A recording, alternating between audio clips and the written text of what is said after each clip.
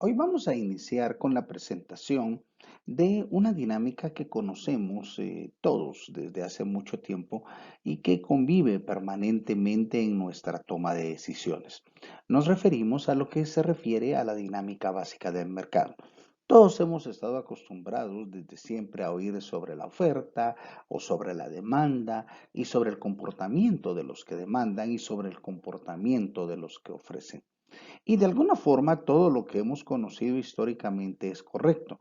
Simplemente necesitamos pulir un poco algunas definiciones para tener esos fundamentos básicos que nos ayuda a tomar decisiones y sobre todo a pensar en la posterior formulación de políticas en función del bienestar de la población del país.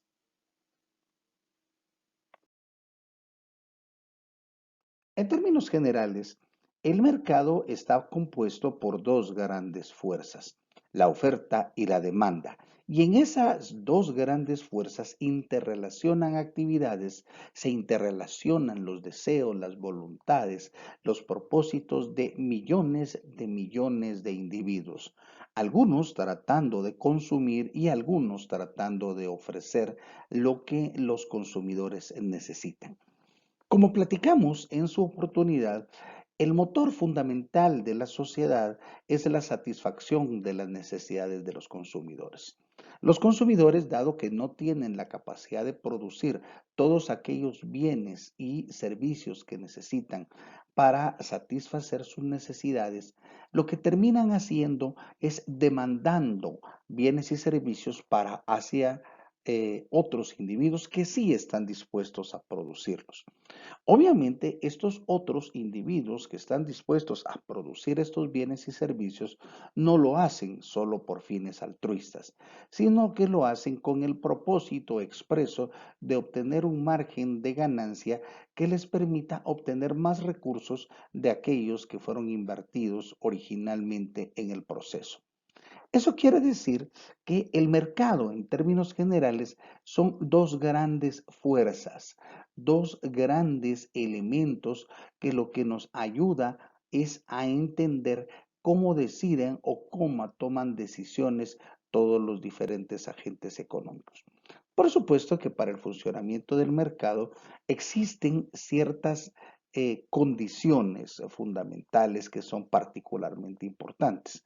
Dentro de las que destacan, por ejemplo, la protección de la propiedad privada, porque no podemos pensar de una situación en la que el empresario, luego de haber producido los bienes y servicios que espera vender, no tenga la posibilidad de disponer de esos bienes y esos servicios con el fin que fueron originalmente considerados.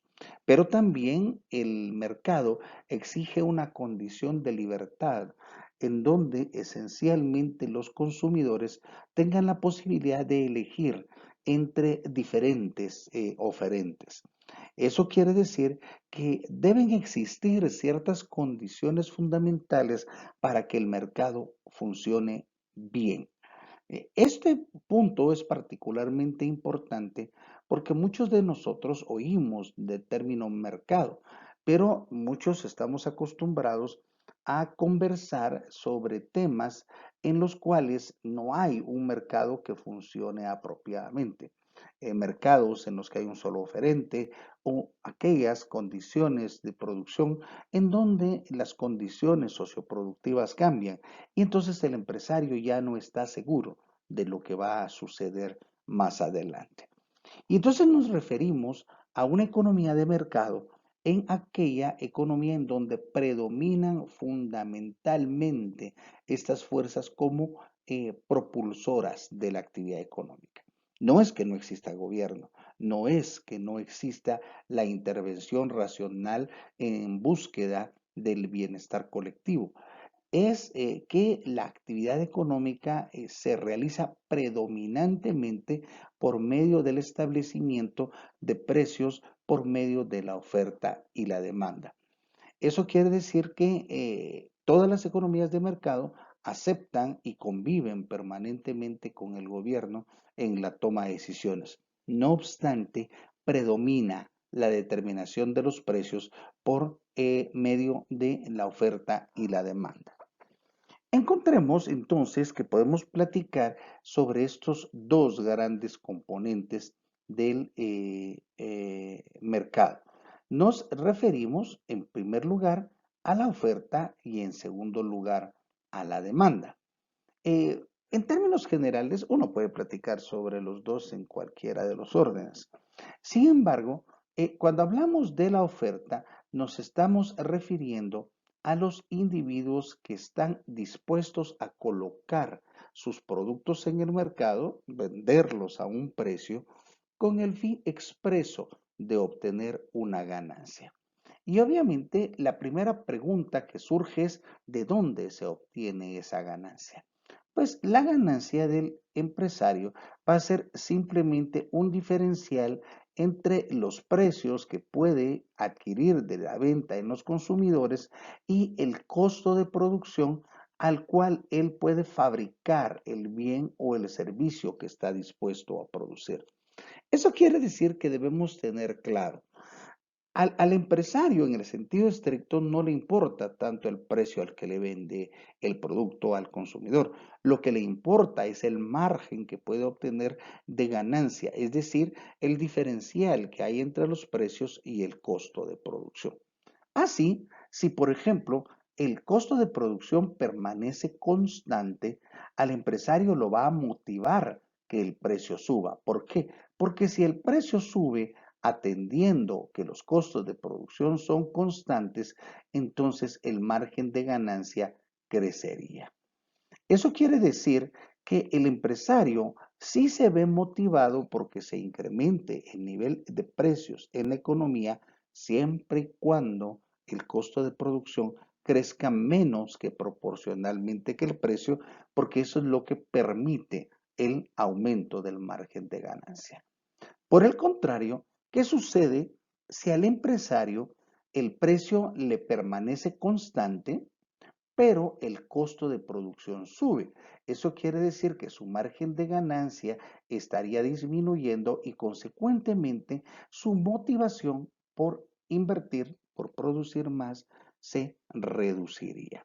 Esto es particularmente importante porque en muchas oportunidades nos hemos fijado solo de el control del precio del producto en la venta al consumidor, pero no nos hemos dado cuenta del impacto que se ocasiona si también los costos de producción suben o en el contrario también bajan.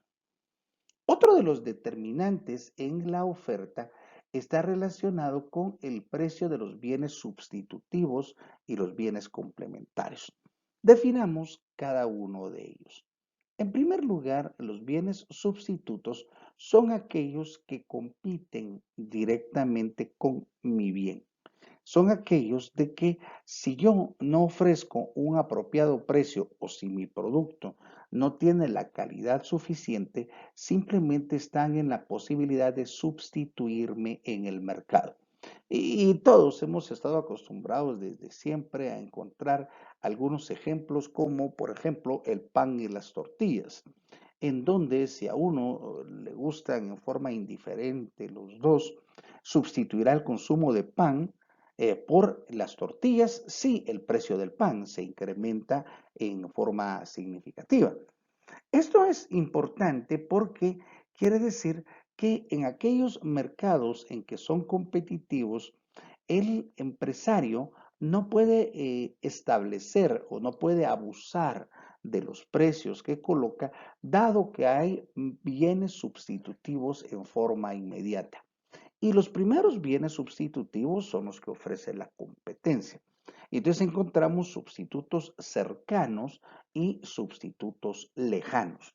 ¿Cuáles son estos? Los sustitutos cercanos son aquellos bienes que prácticamente atienden lo mismo que mi bien hace.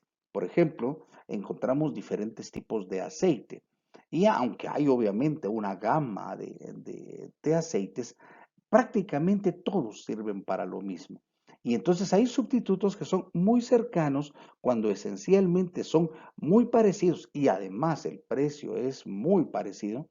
Y hay sustitutos más lejanos, en donde los productos se vuelven muy diferenciados y además el precio empieza a ser diferente. Y aquí obviamente entre los productos lejanos empiezan a aparecer otros productos, en el caso del aceite, que pueden servir para freír, como la manteca, como la mantequilla, como la margarina, etcétera. Igual situación tenemos, por ejemplo, con las aguas gaseosas. Todos conocemos que, por ejemplo, si tenemos una determinada debilidad por el consumo de una bebida gaseosa, que hay productos que son relativamente más cercanos. Eh, y de repente, en los productos de cola, como en la Coca-Cola o la Pepsi-Cola, nosotros tenemos cierta preferencia, pero hay otros que están muy cerca, como la Picola, como la Supercola, etcétera. Y conforme nos vamos alejando del precio y de la calidad del producto, el bien es menos apropiado para sustituir el mismo, pero todavía tiene la capacidad de sustituirlo en el caso de una emergencia. Por su parte, los bienes complementarios son aquellos que mi producto necesita para poderse consumir en forma simultánea. No todos los productos necesitan bienes complementarios. Hay algunos que no. Por ejemplo, es muy clásico para los latinoamericanos y para los guatemaltecos en particular, que no podemos pensar en tomar café sin colocarle azúcar. O en el caso particular de nosotros los guatemaltecos, de tomar café con pan dulce. Esos son bienes complementarios. Eso quiere decir que si, o por ejemplo, el caso del consumo de vehículos con el combustible.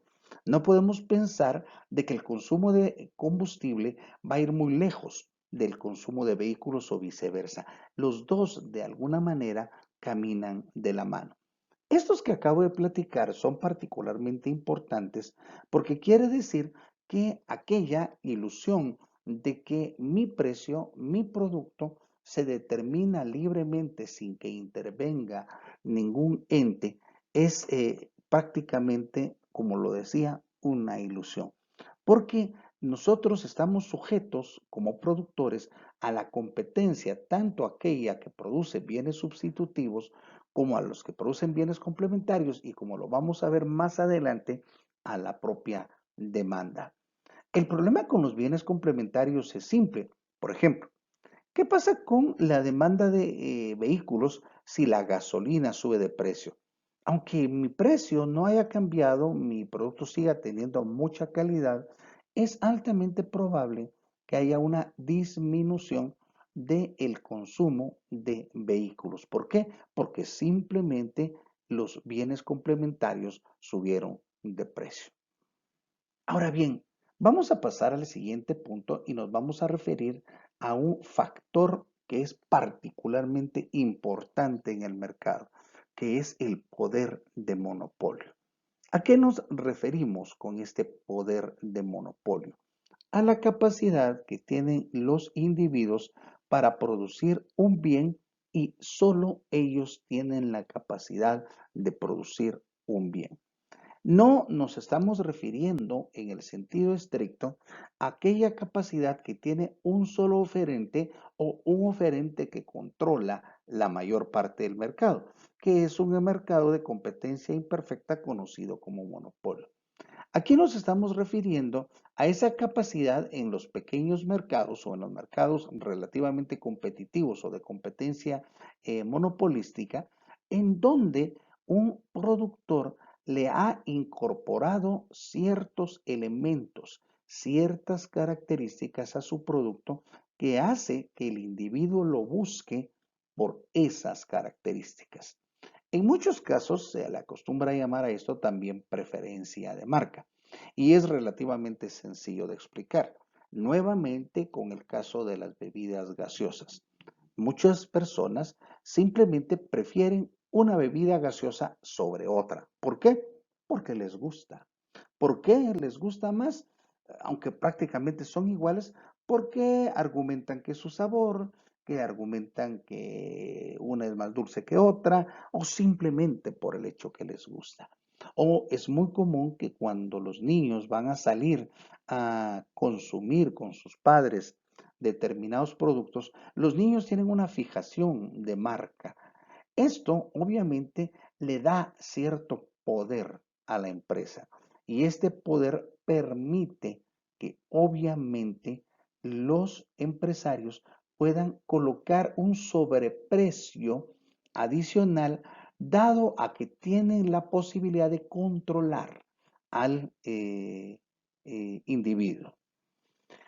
Por supuesto que la mayor parte de nosotros, y sobre todo el nivel que hemos estado trabajando, estamos acostumbrados que cuando representamos las curvas de oferta, nos damos cuenta de una relación en donde la curva de oferta muestra el incremento de la producción cuando se incrementa el precio. Eso ya vimos que simplemente lo que nos está diciendo es que si el costo de producción permanece constante, la persona, el individuo, el empresario, está dispuesto a producir más cuando el precio sube, atendiendo que su margen de ganancia subió. A esto, a lo que le llamamos la curva de oferta, lo que nos muestra es una relación creciente entre el precio y la producción. Sin embargo, como ya dimos cuenta, no solo el precio es determinante de la oferta, sino hay otros factores. De esa forma, cuando uno de los otros factores varía, no vamos a tener un movimiento a lo largo de la curva, sino vamos a tener un movimiento de la curva hacia la izquierda o hacia la derecha. Lo ampliaremos en un momentito.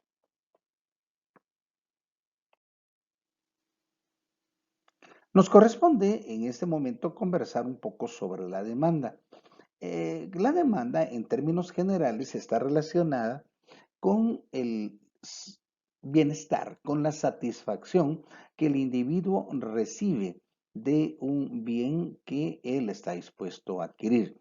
Y parte de la precondición de cuánto estamos dispuestos a pagar por la adquisición o por tener la posibilidad del bienestar que nos va a comprar ese bien. Hay una paradoja que es la famosa paradoja de los diamantes y el agua que trata de simplificar esta situación. Básicamente, lo que hace es una conexión en forma inmediata entre lo que es el valor y lo que representa el precio de mercado. Y la situación no se aleja de la verdad. Por ejemplo, en el mercado nosotros lo que encontramos es una situación de ¿y cuánto es lo máximo que estaríamos dispuestos a pagar para obtener la satisfacción que nos ofrece un bien? Imagínense ustedes, si lo vemos en casos extraordinarios, ¿cuánto estaría dispuesto a pagar usted como consumidor si va a venir uno de sus artistas favoritos y va a realizar un concierto? Y usted ha estado entusiasmado por realizar una visita o asistir a esta presentación. Eso quiere decir que el bien que usted quiere comprar, usted lo valúa, está dispuesto a pagar hasta un determinado nivel. Entonces, obviamente, no todos los individuos están dispuestos a pagar lo mismo. Hay personas que están dispuestos a comprar el bien, pero no a ese mismo precio. ¿Por qué? Porque el bienestar que les causa es menor. Eso quiere decir que indiscutiblemente la preferencia, el gusto de los individuos por la adquisición de un bien es relativamente más alto en la medida que el precio disminuye. Diciéndolo de otra forma, van a haber más personas que están dispuestas a comprar un bien en la medida que su precio baja. No importa el nivel de utilidad que les satisfaga. Entonces, por ejemplo, si nosotros queremos comprar una pizza y hay personas que son aficionadas en serio de la pizza y están dispuestos a pagar 500 quetzales, pues ellos comprarían la pizza si los esta costará 500 quetzales. Pero van a haber personas que solo están dispuestos a pagar 300, otros 200, otras 100, otras 50 quetzales. Entonces, por ejemplo, si el precio de mercado fuera 300, obviamente ya habrían dos personas que la podrían comprar, que quisieran comprarla. Si el precio fuera 200, serían tres personas y así en la medida que el precio disminuye, dado el beneficio, el bienestar que el individuo está esperando del producto, van a haber más personas que están dispuestos a comprarlo. Entonces, la curva de demanda lo que nos muestra en términos generales es una relación indisoluble entre el bienestar que me va a causar el bien y, por supuesto, el precio que yo voy a pagar en el mercado. Lo que sí es muy claro que el precio es el principal determinante de la demanda, en el sentido que entre más caro sea un producto, menos personas van a estar dispuestos a comprarlo. No obstante, en forma simultánea encontramos otro elemento importantísimo, que es el ingreso o los ingresos de las personas. Como lo miraremos más adelante, realmente, dado que nosotros vivimos en una economía de mercado, los bienes y servicios no se adquieren en condiciones normales en forma gratuita. Eso quiere decir que debemos pagar por ellos. Por consecuencia, aun cuando el individuo le guste mucho un bien, aun cuando le cause mucho bienestar y los precios no sean tan altos, el ingreso se convierte en un factor fundamental para el consumo de bienes y servicios. Aquí obviamente vamos a encontrar y lo vamos a explicar en la siguiente sección de que el ingreso va a mejorar el consumo de cierto tipo de productos, pero no de todos. Sin embargo, vamos a dejar en este momento una situación en donde estamos presuponiendo que en la medida que las personas ganen más, están dispuestos a comprar más bienes y servicios. Por supuesto, también, como ya lo platicamos, el precio de los bienes sustitutos y complementarios son particularmente importantes. ¿Por qué? Porque de alguna manera, si hay bienes que pueden sustituir o complementar a lo que yo quiero consumir, mi demanda va a variar en forma significativa. Y como lo veremos en un momento, dada la costumbre que tenemos de graficar ahora, en donde tenemos que hay una relación inversa entre el precio y la cantidad de bienes que está dispuesta a venderse en el mercado, entonces encontramos que la curva de demanda tiene una trayectoria en condiciones normales decreciente. Y vamos a observar que hay situaciones en donde los que hay un movimiento de la curva u otras un movimiento a lo largo de la curva. Lo platicaremos en un momento. Previo a terminar esta diapositiva, debemos entender que el mercado se encuentra en equilibrio cuando en esencia los consumidores obtienen los bienes y servicios al precio que ellos quieren comprarlo, pero también es el precio al que los empresarios están dispuestos a vender ese bien, dado que el nivel de ganancias que obtienen es satisfactorio. Esto que acabo de decir, por supuesto, se refiere al funcionamiento de un mercado competitivo, es decir, en donde no hay intervención de ningún ente, pero al mismo tiempo no hay ningún empresario o alguna fuerza que tiene un mayor poder que determine los precios en forma autónoma. Por esa razón, el equilibrio del mercado, como lo vamos a ver en un momento, lo representamos como la superposición de las curvas de oferta y de demanda. Y aun cuando debemos entender que el mercado no es una posición de equilibrio estático, sí al final lo que se pretende es la búsqueda de ese equilibrio final. Por último, antes de pasar a la siguiente diapositiva, debemos dejar claros que cualquier interferencia de una fuerza ajena al mercado, cuando el mercado funciona bien, esto es decir, Cuando el mercado tiene condiciones competitivas, lo que va a ocasionar es una distorsión del mercado y el aparecimiento de mercados paralelos, que van a ofrecer el producto a diferentes precios a los que en condiciones oficiales los podríamos conseguir. Lo veremos en un momento.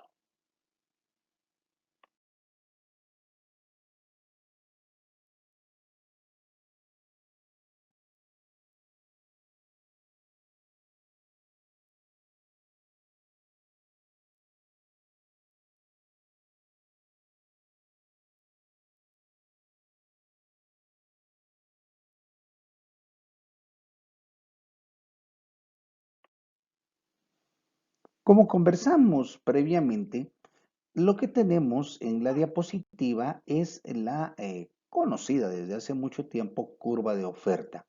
Nos encontramos que a pesar de que observamos que la curva de oferta está determinada por una serie de factores, normalmente nosotros cuando la representamos geométricamente, solo representamos la curva de oferta como una función positiva del precio.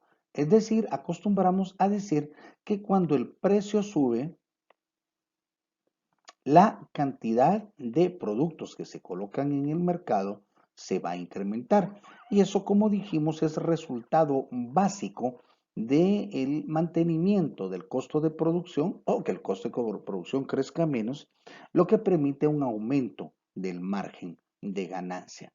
Por esa razón, la curva S, que es la que se encuentra como más sólida en la gráfica, lo que nos muestra es la relación entre la cantidad y el precio, de tal manera que cuando crece el precio, como lo podemos ver, la cantidad ofrecida se va a incrementar.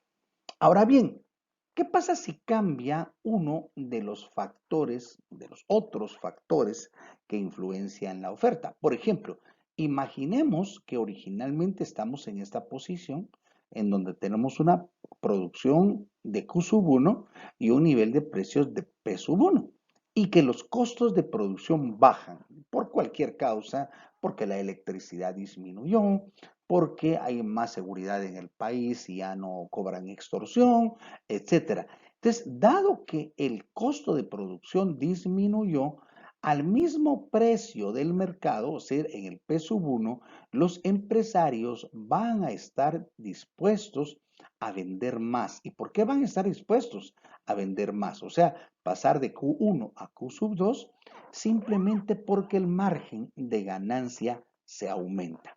Eso quiere decir que en la curva de oferta vamos a denotar movimientos a lo largo de la curva, estos movimientos a lo largo de toda esta curva, que lo que muestran es que cuando el precio varía, la cantidad ofrecida va a aumentar, mientras que los movimientos de la curva, es decir, cuando la curva de oferta se desplaza, se originarán como consecuencia de un movimiento de otro de los factores que determinan la oferta.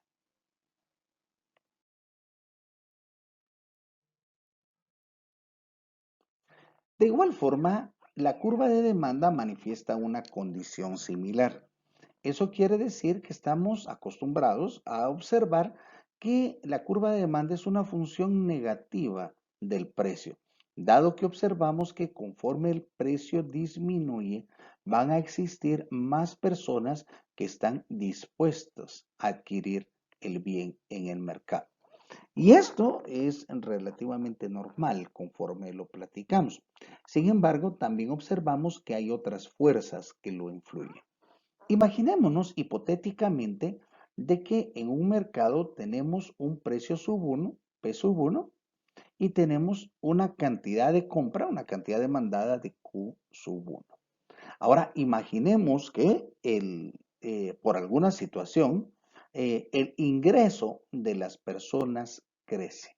Simplemente lo que estaríamos observando es que en condiciones normales, al mismo precio que tenemos, la cantidad que las personas estarían dispuestas a comprar aumentaría. ¿Por qué les va a causar más bienestar? No, pero van a tener una mayor posibilidad de adquirirlo porque tienen un mayor nivel de ingresos. De esa forma, los movimientos a lo largo de la curva de demanda se darán cuando el precio varíe, pero la curva se desplazará hacia su derecha o hacia su izquierda cuando alguno de los otros factores, predominantemente el precio, aunque también pueden ser los bienes sustitutivos y complementarios, modifiquen su precio o su situación en el mercado.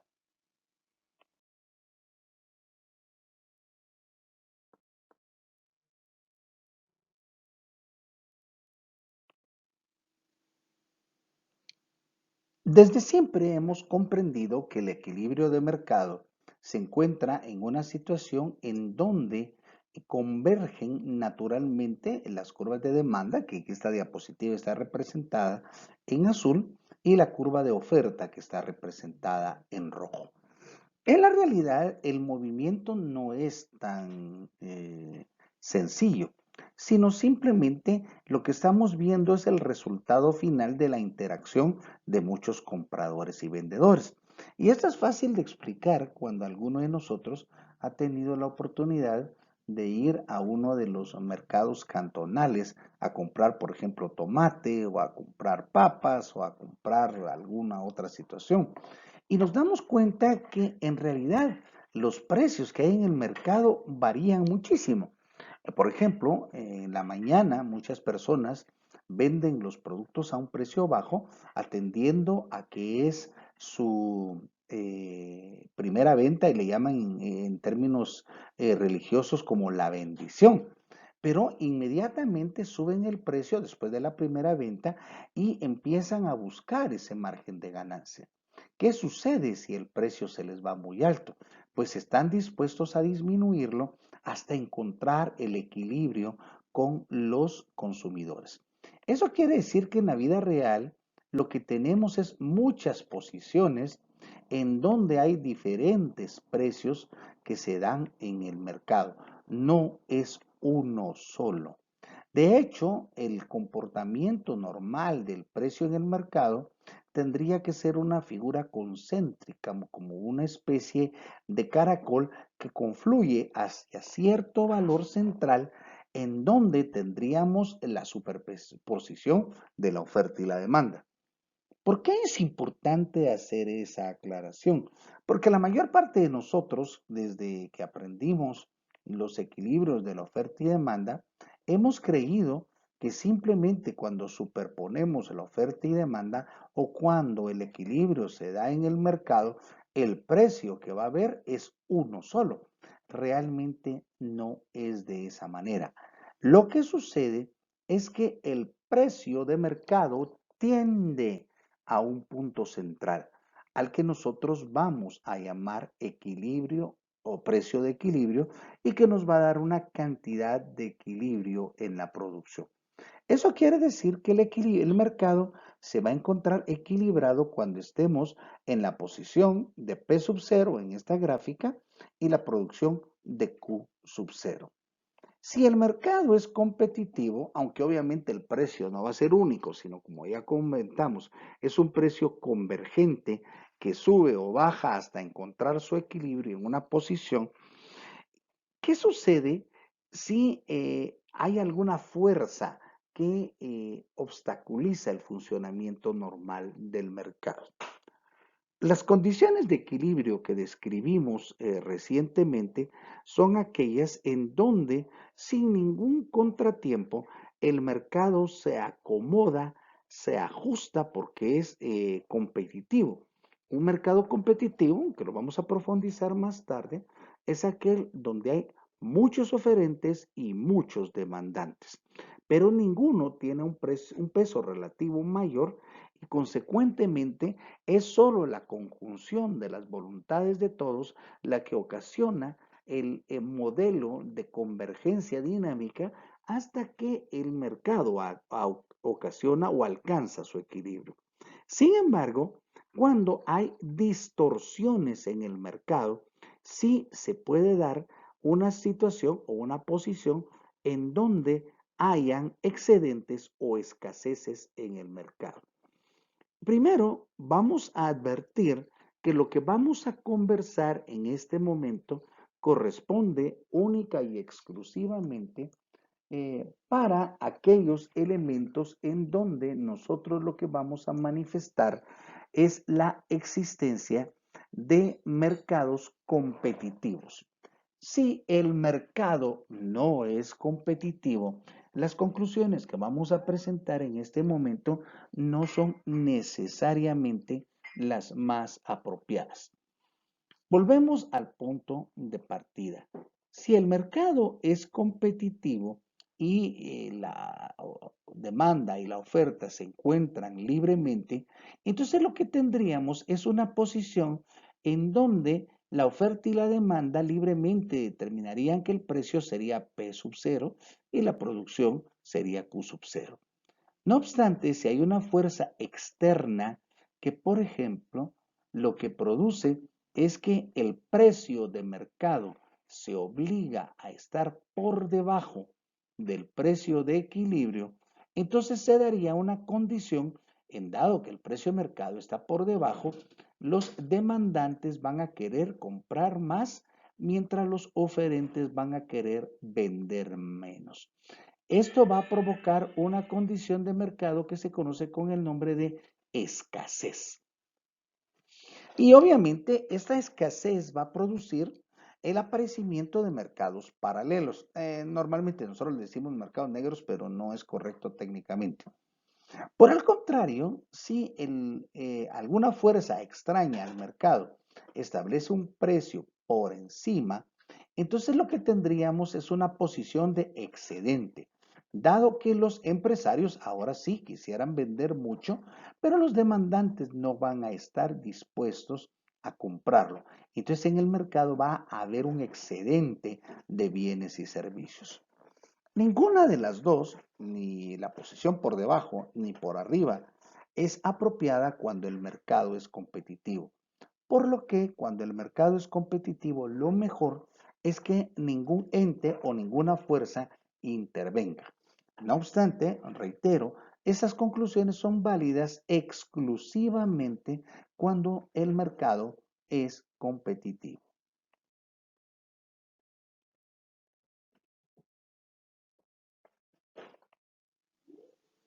El equilibrio normal del mercado, que es lo que hemos estado conversando a este momento, y además que es el equilibrio en condiciones competitivas, nos permite maximizar lo que nosotros llamamos el excedente del productor y el excedente del consumidor. Primero platiquemos de cada uno por separado. En general, el excedente del consumidor es aquella posición de bienestar o de ahorro que le ocasiona el mercado al consumidor. ¿Se recuerdan hace unos minutos yo les decía que cuánto es lo que estarían dispuestos a pagar?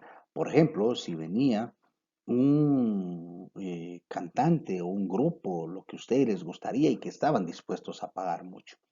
Imaginémonos, para este ejemplo, de que ustedes estaban dispuestos a pagar 10, ¿sí?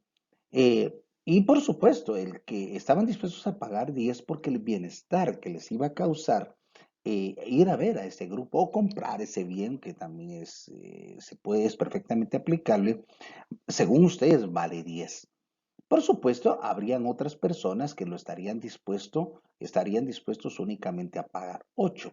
Por ejemplo, estarían colocados en esta posición que estoy marcando. Otras personas, por supuesto, estarían dispuestos a pagar solo 7, que es esta otra posición que está identificada en la gráfica. Y por supuesto, habían otras personas que estarían dispuestos a pagar solo 6. Lo que sí es muy claro es que si el equilibrio que buscamos en el mercado, o que encontramos en el mercado, nos dice que al final el precio del producto en el mercado termina siendo 5, como el ejemplo que estamos teniendo, entonces todos estos individuos que estaban dispuestos a pagar más por la compra de ese bien o de ese servicio, estarían teniendo un ahorro de recursos. O diciéndolo de otra forma, su nivel de bienestar crecería más allá del costo que implicó la compra de ese bien. Esa mejora en el bienestar por encima del costo o ese ahorro es a lo que nosotros llamamos el excedente del consumidor. Y por supuesto, si nos damos cuenta, el grupo o el individuo A tuvo un excedente de 5 en el ejemplo, el individuo B tuvo un excedente de 3 en el ejemplo, el individuo C tuvo un excedente de 2, el individuo D tuvo un excedente de 1. Y obviamente, ¿qué es el excedente del productor para toda la sociedad? La sumatoria de todos los excedentes individuales. Por su parte, con los empresarios sucede una situación más o menos similar. En el ejemplo, imaginemos que hay un empresario que está dispuesto a vender el producto en 2 unidades. Entonces, él se ubicaría en esta posición. Por el contrario, hay otro que lo está dispuesto a vender a 3 unidades y se ubicaría en esta posición. Y obviamente hay otro que estaría dispuesto a venderlo a 4 y se ubicaría en esta posición. Eso quiere decir que el excedente del productor son las ganancias extraordinarias o el ahorro en recursos que el empresario obtiene simplemente al poder vender sus productos a un precio por arriba de lo que él está dispuesto a vender. Condiciones de equilibrio normal o en el equilibrio competitivo, en el mercado competitivo, se da un precio normal o apropiado de mercado, en donde se dice que las áreas, o sea, el bienestar que se causa a todos los productores y a todos los consumidores es el valor máximo que se puede obtener. Por supuesto, como lo miraremos en algunos casos posteriormente, si hay alguna fuerza que interviene o si el mercado no es competitivo, entonces este excedente ya no se va a obtener en forma apropiada. Aquí hay que reconocer que por la forma le voy a borrar esto para una mejor comprensión. Si el excedente del productor y del consumidor simplemente está haciendo referencia a la diferencia entre el valor que un individuo está dispuesto a vender o a comprar y el precio de mercado, entonces lo que tenemos es que hay muchos individuos que tienen excedentes, ya sea del productor o del consumidor. Consecuentemente, la suma del excedente del consumidor es todo el valor que queda contenido dentro de esta área. Sí, en el caso de que sea una función lineal, como hay muchas, simplemente lo que vamos a encontrar es que el área que está ubicada en esta región es un triángulo. Entonces, simplemente lo que hay que hacer es calcular un área dentro del triángulo. Lo mismo sucedería si la función de la oferta es lineal y obviamente el área del excedente del productor sería el área de este otro triángulo. Sin embargo, hay que reconocer que en la vida real y en muchas situaciones, incluso teóricas, las curvas no son lineales.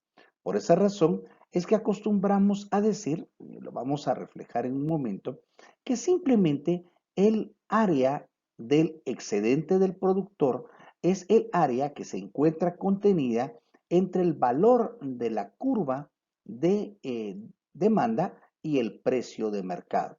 Esto es simplemente un valor que calculamos a partir de una integración en donde calculamos el diferencial que hay entre la curva de demanda y, por supuesto, el precio de mercado.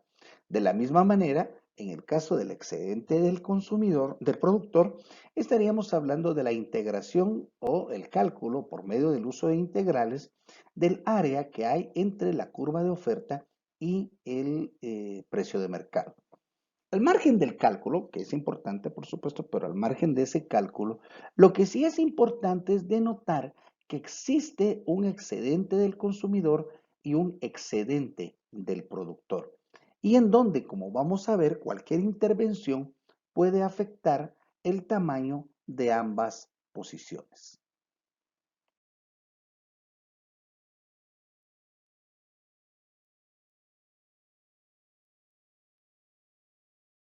El primero que vamos a analizar es qué sucede si en el mercado se establece un control de precios. O sea, se determinan precios máximos sobre la transacción que se va a realizar. Imaginémonos inicialmente de que el excedente del consumidor, recordemos, el excedente del consumidor es lo que está debajo de la curva de demanda, que es esta línea azul, y por arriba del precio. Eso quiere decir que el excedente del consumidor original es este triángulo que estoy señalando en este momento. Por su parte, el excedente del productor dijimos que es lo que está por arriba de la curva de oferta y por debajo del nivel de precios. Y consecuentemente sería esta otra región. Eso quiere decir que en condiciones normales habría una situación en donde el excedente se distribuiría entre productores y distribuidores.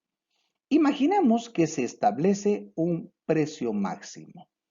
Cualquier ejemplo hipotético es bueno. Por ejemplo, imaginemos un mercado competitivo. Reitero, recordemos que esto tiene que ser en un mercado razonablemente competitivo.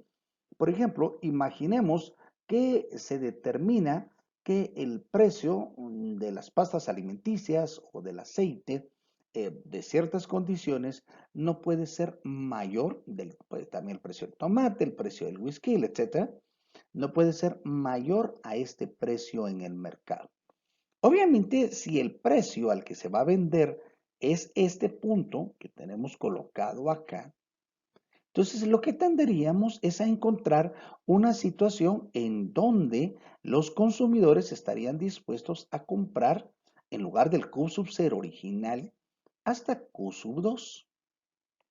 Sin embargo, los empresarios no están dispuestos a producir Q sub 2 y ahora ya incluso ni siquiera Q sub 0, porque dado que el precio está por debajo del que ellos están dispuestos a vender, ellos solo van a querer vender el equivalente a Q sub 3. Eso quiere decir que encontramos una posición de oferta aquí y una posición de demanda en esta otra posición. Y consecuente, dado que la demanda sobrepasa la oferta, encontramos una posición de escasez. Y aquí es donde obviamente se complican las cosas. Dado que ahora la posición de venta, el empresario no está dispuesto a vender más allá de Q sub 3.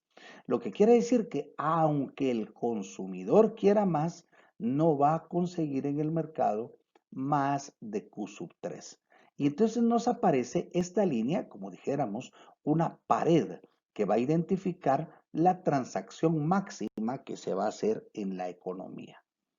Y entonces identificamos ahora que el excedente productor, el excedente del consumidor, primero por favor, el excedente del consumidor es lo que está abajo de la curva de demanda, que es esta curva que teníamos, la original, y que voy a señalar con otro color. Vamos a ponerle verde. Esta es la curva original. Original. Entonces nos encontramos de que esta curva original menos el precio, que ahora ya no es el precio sub cero, el de mercado, sino es el precio máximo. Y entonces nos damos que la región del excedente del consumidor ya no es un triángulo, sino que ahora es un trapecio. Es esta región que tenemos acá. El excedente del consumidor estaría aparentemente incrementándose como consecuencia de que el precio de mercado se disminuyó. En contrario sensu, el excedente del empresario, que es la diferencia entre el precio y la curva de oferta, vamos a cambiar de color y vamos a decir que es esta región que queda ubicada entre la curva de oferta el punto máximo de producción y el nivel de precios. Eso quiere decir que el nivel de excedente del empresario disminuye. En condiciones normales, lo que nos muestra es que una política que tendiera a establecer precios máximos en condiciones competitivas, lo que produciría es un aumento del excedente del consumidor, una disminución del excedente empresarial, pero note, y es a lo que quiero hacer referencia, de que se pierden dos áreas que antes formaban parte del excedente, que es estas dos áreas, las que están identificadas como B y C, que antes la tenía una parte el consumidor y otra parte el productor. Pero ahora como consecuencia de la intervención, las dos se pierden. Y a estas que se le llaman las pérdidas de peso muerto, implica la ineficiencia incorporada en el proceso de producción como consecuencia de la intervención para reducir los precios de mercado. Alguien me dice inmediatamente, bueno, esto definitivamente no es deseable en un mercado competitivo. Y ya lo comentábamos, esto estamos hablándolo en mercados competitivos. Sin embargo, aunque me estoy anticipando, este tipo de políticas puede ser deseable e incluso exigible en mercados en donde hay un predominio de un empresario que tiene poder monopólico o de un grupo de empresarios que tiene poderes oligopólicos. Porque de alguna manera está el empresario colocando un precio que está muy por arriba. Entonces hay que recuperar parte del excedente del consumidor forzando a que el empresario cobre menos.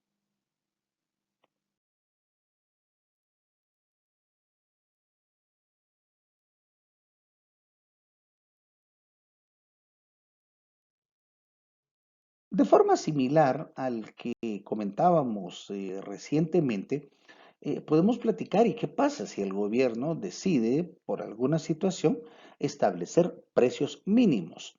Es decir, que en el mercado los precios no sean los que establece libremente la oferta y la demanda, sino el gobierno establece un precio mínimo. Inmediatamente a todos se nos viene la idea de los salarios mínimos.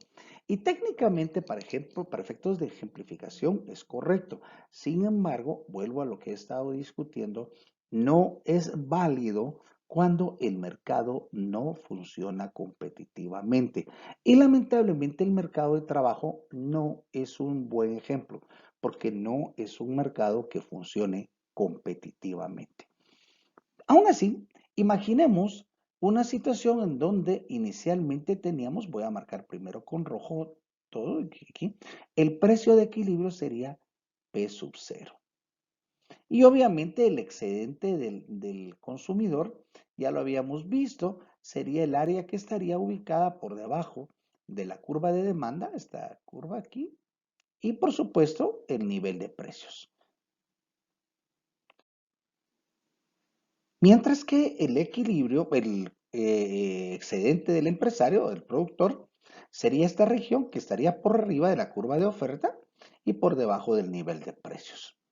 Ahora bien, ¿qué sucedería si el gobierno en su afán de beneficiar, en este caso a los empresarios, establece un precio por arriba de equilibrio? Digámosle este precio que estoy identificando con la línea verde. Lo que va a suceder, obviamente, es que con este precio, muchos más empresarios van a querer producir, pero los consumidores no van a comprar esos bienes. Y entonces se establece una especie de pared o de barrera al mercado, en donde lo más que se va a negociar es Q3, que es lo que el consumidor está dispuesto a comprar, aunque el empresario esté ofreciendo Q2.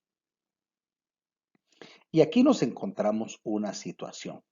Dado que el precio ahora es P2 establecido por el gobierno, el excedente del consumidor, que antes era la línea roja entre la curva de oferta, de demanda y el nivel de precios, ahora se volvió esta sección pequeña que está entre la curva de demanda y el precio verde. Eso quiere decir que el excedente del consumidor se vuelve muy pequeño. Por su parte, el excedente del empresario ahora creció y creció simplemente porque es el diferencial entre el precio, P sub 2, y la curva de demanda, de oferta, perdón, pero ubicado, por supuesto, entre el límite que da a conocer el máximo de demanda. Es decir, el excedente del empresario se considera esta área que estoy marcando. Así, lo que tenemos simplemente es un incremento del excedente del empresario y una disminución del excedente del consumidor. Es bien importante notar que esto es una práctica relativamente común cuando hay colusión entre los sectores privados y gobierno, donde hay simplemente un poco de corporativismo del Estado y aparenta que los precios no son forzados a incrementarse, pero el gobierno no interviene para verificar que el precio de mercado sea el correcto, sino que el sector privado puede subir los precios más allá de lo donde debieran estarse. No obstante, eso implica, por supuesto, como ya lo comentábamos, un funcionamiento inapropiado del mercado. Noten nuevamente que ahora, aunque en este ejemplo el empresario sale ganando y el consumidor pierde, también es cierto que las regiones identificadas como B y C las pierde la sociedad, que son las pérdidas de peso muerto. Y nuevamente lo que hacemos es identificar que en condiciones cuando hay intervención de fuerzas ajenas al mercado, cuando el mercado funciona bien en condiciones competitivas, la sociedad termina perdiendo.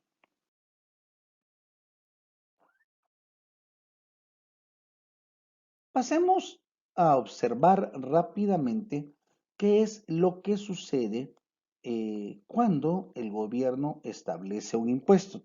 Especialmente, como lo vamos a conversar posteriormente, se refiere a un impuesto al consumo, es decir, que se aplicará sobre el precio de los productos o aquellos impuestos en donde el empresario tiene la posibilidad de trasladar el impacto del impuesto en forma absoluta. Imaginemos nuevamente de que el excedente del consumidor se ubica por debajo de la curva de demanda, que es la curva azul, y por arriba del precio de equilibrio que está identificado como P sub 0. Entonces el excedente del consumidor sería esta región que estoy denotando.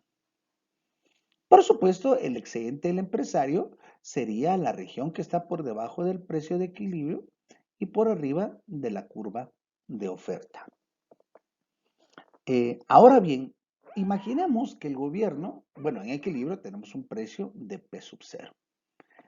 Imaginemos que el gobierno decide establecer un impuesto y como consecuencia de ese impuesto, el nuevo precio que vamos a observar es un precio que vamos a identificarlo como P más T o P sub T, como lo querramos identificar. Entonces, si tenemos este P sub T, lo que vamos a encontrar es que el precio real de venta al consumidor es este P sub T. Y consecuentemente el consumidor ya solo va a estar dispuesto a consumir, en lugar del Q sub 0 original, solo va a estar dispuesto a consumir hasta Q sub 1. Eso quiere decir que el mercado se hace un poco más pequeño. De la misma manera, dado que el consumidor no va a comprar más de Q sub 1, es obvio que el empresario no va a poder vender más allá de Q sub 1. Por lo que realmente el precio que él va a recibir es este P sub S. Eso quiere decir que el excedente del consumidor se reduce a esta región que estoy marcando en verde, que está por debajo de la curva de demanda, pero por arriba de la curva del nivel de precios después de los impuestos, y el excedente del empresario se ubica por debajo del nivel de precio que le va a funcionar a él para el equilibrio y por arriba de la curva de oferta. Obviamente la recaudación del impuesto será el diferencial, las regiones A y D que estamos viendo acá, que una parte es la recaudación del impuesto, que era parte del excedente del consumidor, y otra parte que era excedente del productor. Mientras nuevamente, dado que las transacciones disminuyen, se pierden las regiones B y C. Ahora bien, esto hay que dejarlo muy claro. Aquí estamos asumiendo como que el empresario, con el propósito de no perder más clientes, absorbe parte del impacto tributario, lo cual no necesariamente va a ser de esa forma. Va a depender de un concepto que vamos a ver más tarde, que es el concepto de elasticidad. Porque cuando el empresario encuentra que sus productos son muy necesarios, son muy inelásticos para el consumidor, simplemente el impacto lo trasladará absolutamente al consumidor y el empresario no perderá ninguna región dado el tipo de demanda. No obstante, eso lo observaremos posteriormente. Con este aspecto, lo único que denotamos es que el establecimiento de un impuesto produciría una reducción de los excedentes en donde, dependiendo del tipo de producto, se repartiría el impacto entre empresarios y consumidores.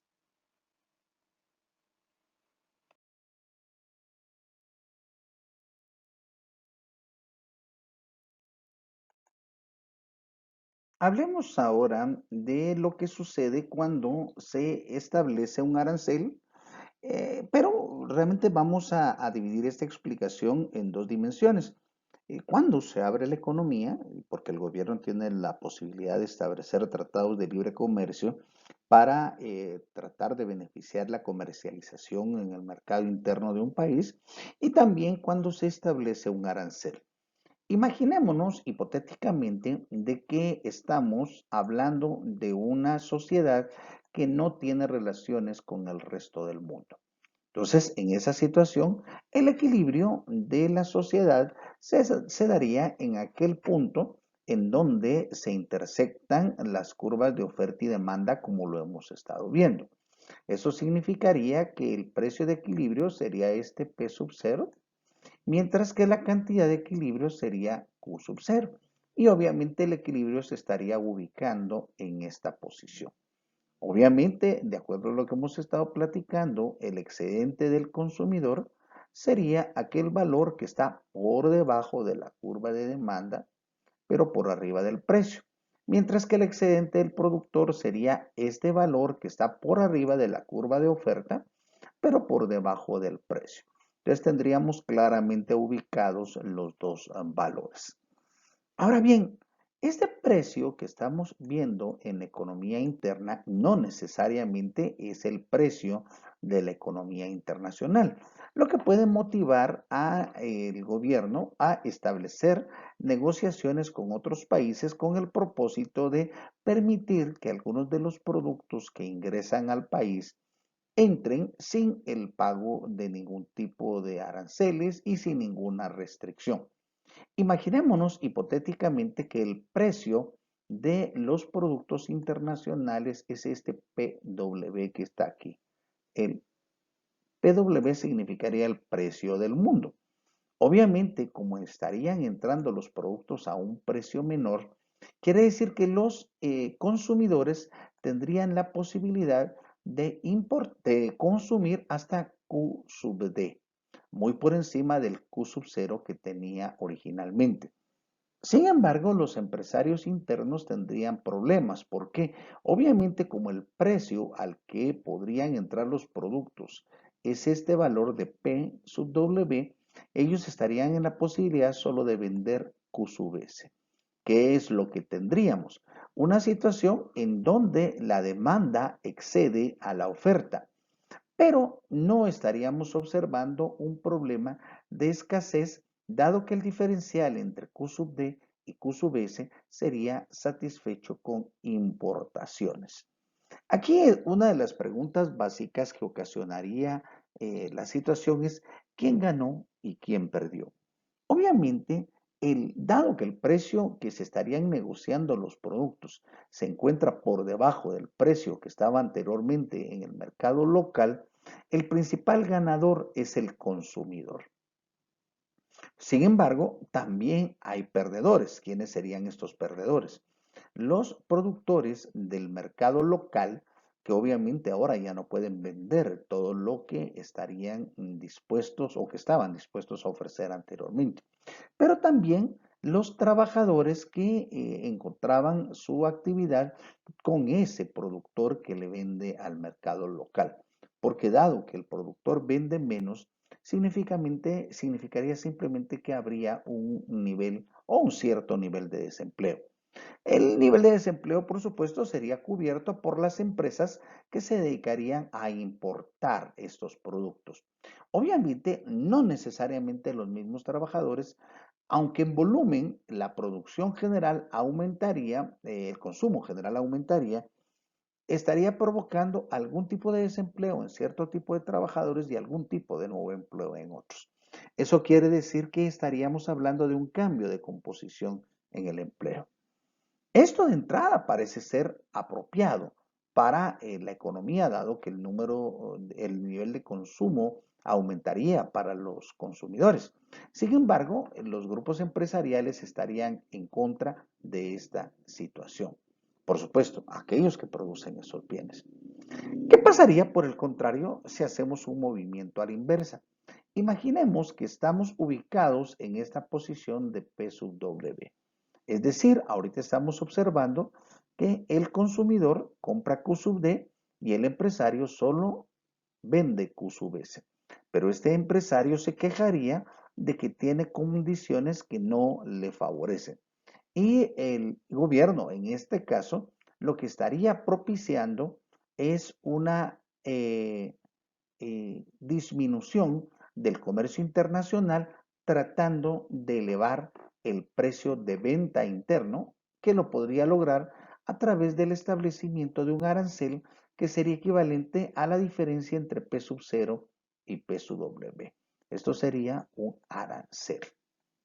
Obviamente, al establecer el arancel, el más perjudicado sería el consumidor, porque su consumo ya no sería Q sub D, sino volvería a ser Q sub 0. Y aquí tendríamos un elemento interesante. Si ustedes notan, en libre comercio, el bienestar del consumidor se agranda, porque entonces ya no sería solo el triángulo que estábamos acostumbrados, sino que el bienestar ocuparía desde la curva de demanda hasta P sub W y tendríamos dos elementos interesantes. El consumidor ganaría estas posiciones de B y C, que serían ganancias del comercio internacional por una utilización más apropiada de los recursos.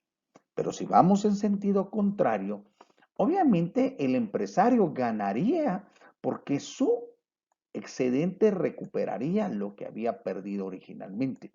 Pero el consumidor se quedaría como estaba originalmente, pero perdería el bienestar que le había incrementado el comercio internacional. Obviamente hay que evaluar las condiciones apropiadas, porque no en todos los productos gana la sociedad y no en todos los productos pierde la sociedad, por lo que habría que delimitar qué es lo que efectivamente quiere el Estado.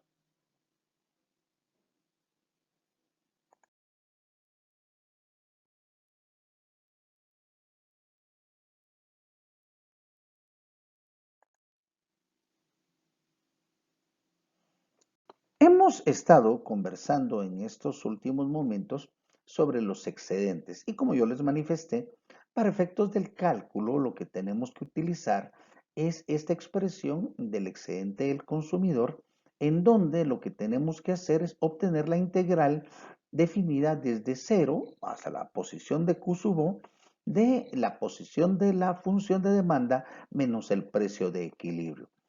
Mientras que para el productor nuestra medición estaría en torno a la integral, obviamente desde cero hasta Q sub O, para la diferencia que hay entre el precio de equilibrio menos la curva de oferta. Simplemente lo que nos damos cuenta es que si tenemos una curva de demanda y una curva de oferta, las áreas del consumidor y del productor van a depender de cuál es el precio de equilibrio. Y por supuesto, una medida que tome el gobierno va a beneficiar o perjudicar a uno de los dos grupos a partir de qué cambios haya en las áreas del consumidor y el área del productor. ¿Por qué es esto particularmente importante? Porque normalmente se adoptan medidas de política que lo que se dice es que van a beneficiar a uno u otro grupo. Pero lo que hay que hacer en todo caso es determinar por medios apropiados quién gana, quién pierde y al final cuál es el nivel total. Uno de los elementos que vamos a conocer finalmente para terminar con esta sección es lo relacionado con la elasticidad. Por definición, la elasticidad es el cambio o la variación marginal de una variable cuando otra variable se modifica. Técnicamente, la elasticidad es la respuesta de una variable, puede ser un bien, un servicio, el consumo de un bien, la demanda de un bien o la situación de la producción, etcétera. La variación marginal, el cambio de una variable ante un pequeño cambio de otra variable. La mayor parte de las elasticidades que trabajamos en este cursito es lo relacionado a el cambio que tiene la producción cuando varían en los niveles de precios. Por ejemplo, en el caso concreto de la demanda, hablamos de el cambio de la cantidad demandada como consecuencia de pequeñas variaciones en el precio. De esa forma encontramos que la elasticidad lo que nos muestra es que pequeños cambios en el precio pueden provocar modificaciones en la oferta o en la demanda y que esas modificaciones nos sirven para analizar qué tipos de productos estamos conversando. Por ejemplo, si nosotros lo que estamos haciendo es que vamos a explicar cuál es el cambio que se ocasionó en la cantidad demandada como consecuencia de una variación en el precio, simplemente lo que estamos observando es qué tanto varió la cantidad demandada como consecuencia de ese aumento en el precio. Y así encontramos que hay productos que en el corto plazo reaccionan muy poco. Por ejemplo, si aumenta el precio de la gasolina, muy probablemente muchas personas variarán su consumo de gasolina en una cantidad grande, pero la mayor parte en el corto plazo lo van a hacer en muy pequeñas cantidades, mientras definen qué van a hacer, si siguen usando el vehículo o no, si siguen utilizando las mismas rutas o si simplemente siguen usando los mismos mecanismos. Hay personas que en el corto plazo tienen la obligación de seguir usando la misma ruta, el mismo vehículo, porque no tienen otra opción. Pero hay otros que poco a poco van a ir cambiando, ya usando menos tiempo el vehículo, menos días, se pondrán de acuerdo con otras personas para movilizarse o simplemente cambiarán de usar un vehículo de 4 ruedas a uno de dos. Eso quiere decir que la elasticidad es una en el corto plazo y es otra en el largo plazo. En general, entonces, vamos a definir como la elasticidad de demanda al cambio de las cantidades demandadas como consecuencia de una variación en el precio. Y así encontramos que hay productos que tienen demanda elástica y otros que tienen demanda inelástica. En general, los productos que tienen demanda elástica son aquellos que cuando varía el precio, su demanda varía más que proporcionalmente a lo que varía el precio. Es decir, me aumenta un 1% el precio, pero mi demanda va a aumentar más que 1%. diciéndolo de otra forma y viéndolo no tanto en términos de esta forma, me aumentó el precio se me duplicó, pero yo simplemente mi cantidad demandada se redujo mucho más que la duplicación del precio. Por su parte, los productos que tienen una demanda inelástica son aquellos que nosotros observamos que sus cambios en la demanda son muy pequeños atendiendo a las variaciones de precios. Uno de ellos, como lo platicábamos recientemente, son los combustibles. Pero hay otros, como los productos alimenticios o los productos de consumo básico. Sus demandas son muy inelásticas, atendiendo al hecho de que el individuo no los puede dejar de consumir en el corto plazo. Ahora bien, y esto es particularmente importante,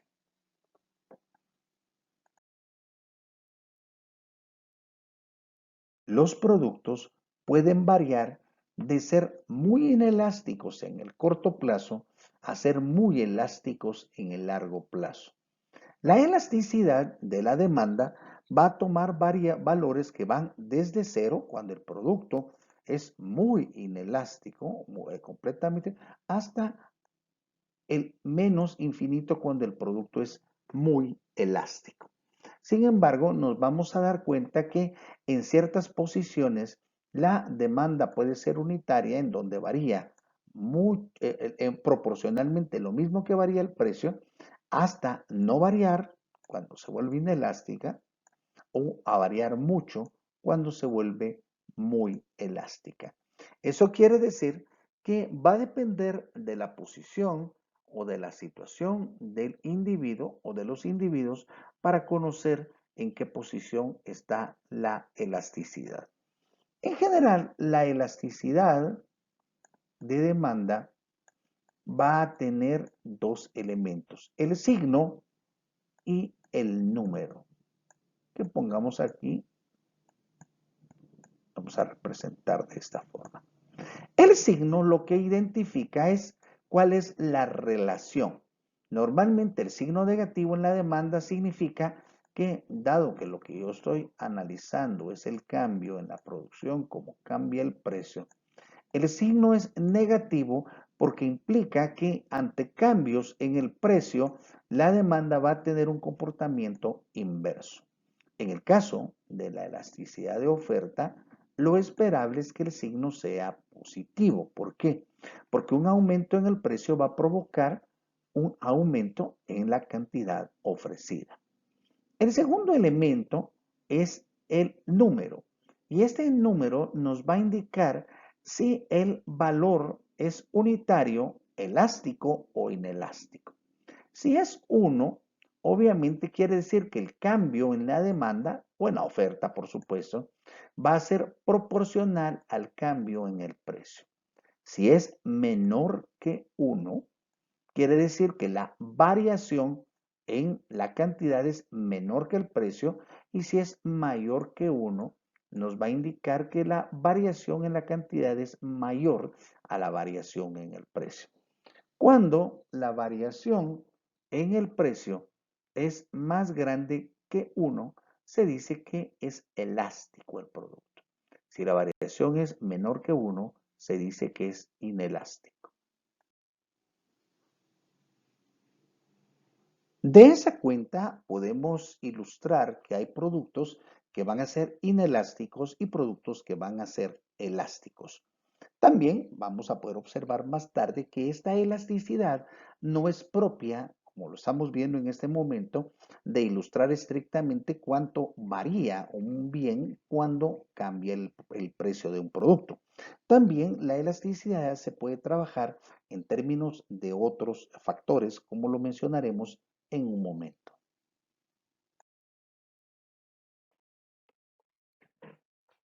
Una de las elasticidades más utilizadas también es lo que se conoce con el nombre de la elasticidad ingreso.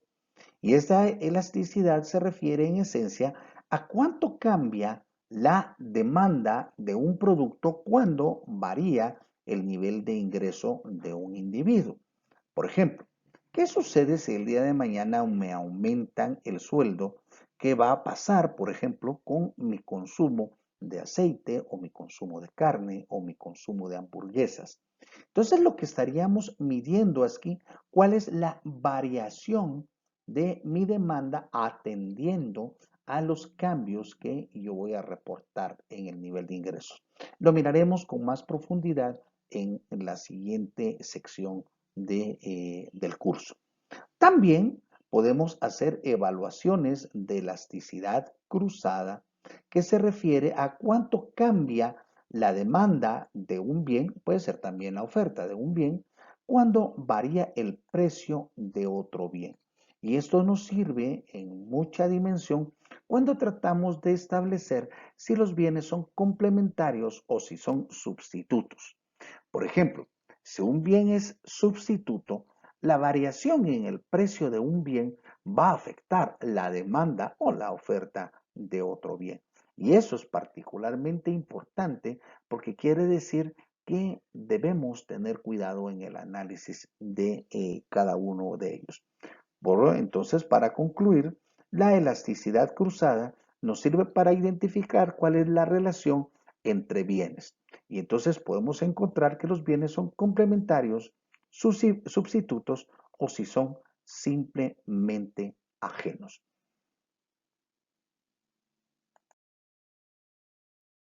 Hemos terminado esta primera sección de la dinámica básica del mercado. Simplemente lo que estaremos haciendo en una futura presentación es evaluando cuál es el comportamiento de los consumidores y de los empresarios con un mayor grado de detenimiento. Hasta entonces.